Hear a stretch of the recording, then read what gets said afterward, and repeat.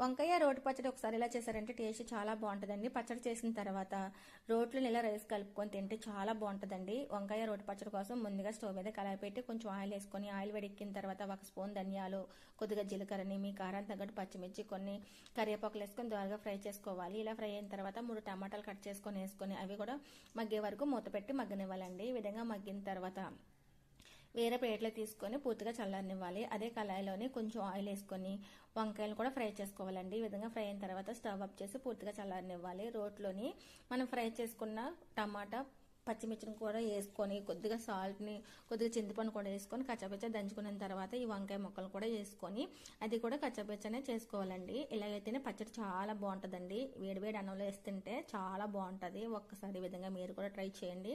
ఇందులో నేనైతే ఎల్లిపాయ వేయలేదండి. మీరు కావాలంటే ఎల్లిపాయ కూడా వేసుకోవచ్చు. ఎల్లిపాయ వేసుకుంటే ఇంకా పచ్చడి చాలా బాగుంటుందండి. ఓకేనా ఫ్రెండ్స్, మరిన్ని వీడియోల కోసం మన ఛానల్